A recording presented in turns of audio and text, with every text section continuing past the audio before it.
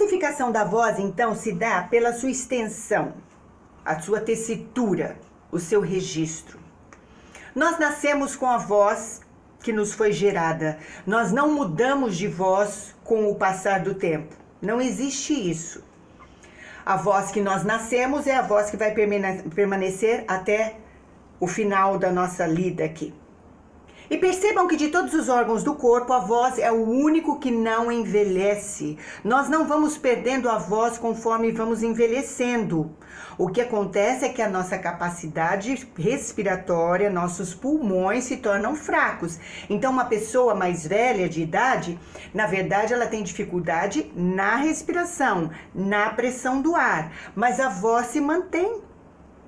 A voz só tem balancê, que é aquele quando colocada de forma errada, porque elasticidou o seu aparelho a ponto de fazer o balancê, aquele vibrato excessivo.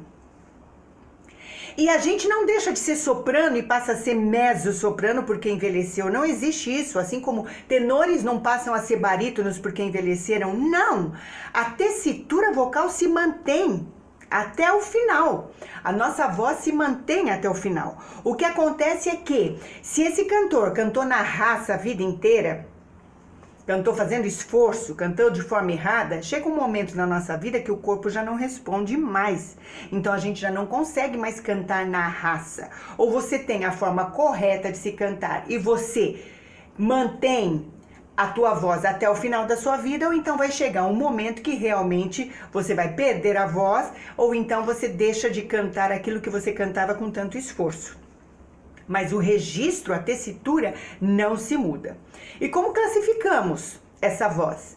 Não é pelo alcance de nota mais grave e nota mais aguda, não é isso, mas é sim a região em que você vai cantar. Então, é fato que nós não podemos classificar essa voz em uma aula, na primeira aula, não.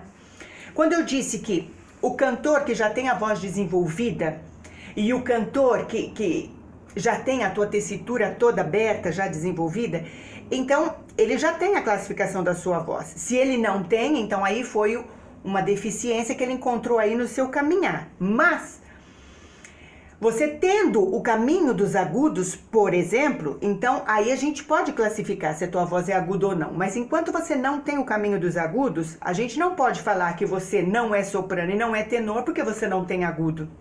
Porque como eu disse a vocês, a região grave e média são as regiões mais desenvolvidas. Por quê? A fala se concentra nessas regiões. Então, elas já são naturalmente mais desenvolvidas. Agora, a região de passagem alta e a região dos agudos a gente nunca usa na fala. Então, a gente não a desenvolve. Então, a não ser que você tenha técnica e cante nessa região, nesse caminho que é alto frente e alto trás para os agudos. Então, se você tem esse caminho desenvolvido, então a tua voz vai alcançar o seu limite. Agora, enquanto você não tiver esse caminho, é claro que você não vai ter agudos. Então, eu não posso classificar você como baixo ou barítono ou como contralto ou mezzo porque você não tem agudos. Não, você primeiro precisa desse caminho. Então, essa classificação de voz é algo muito delicado, de muita responsabilidade e que a gente só consegue fazer numa voz quando ela está totalmente desenvolvida. Porque aí se você tem o caminho dos agudos, se você sabe comandar os agudos, mas não vai, você chega até um determinado limite, então sim, a sua voz não é aguda. Mas enquanto você não tiver esse caminho, nós não podemos classificar. Você tem que aprender a levar a sua voz para essa posição de alto trás, para então nós podermos averiguar qual é a nota limite da tua extensão. Então, a gente precisa tomar muito cuidado com o repertório que a gente canta. Por quê?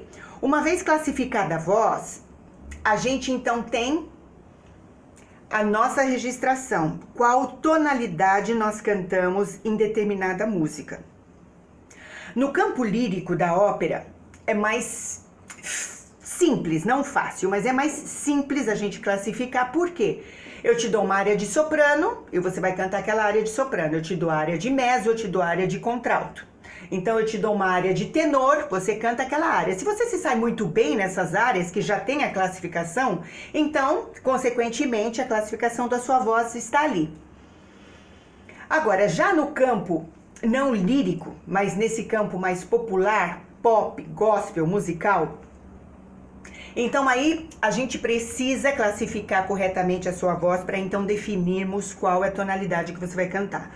O que eu tenho visto por aí é que muitas pessoas cantam fora de tonalidade, numa tonalidade mais grave, claro, porque não se tem os agudos, não se tem o caminho dos agudos. Isso compromete a voz e isso dá prejuízo para a sua voz, para o seu aparelho vocal, porque você está cantando fora da sua praia. Você está cantando fora da sua tessitura. Então, a solução não é você cantar mais grave, porque aí você vai gerar um outro problema, que é um desgaste da sua voz, do seu aparelho. Muito porque aí você passa a cantar apenas na voz de peito, que esse também é um erro muito comum hoje em dia. Muitos cantores cantam somente em voz de peito, não levam para a cabeça, porque não tem o caminho ou porque então sai fora do contexto, sai fora do estilo. Então a gente precisa tomar muito cuidado com repertório.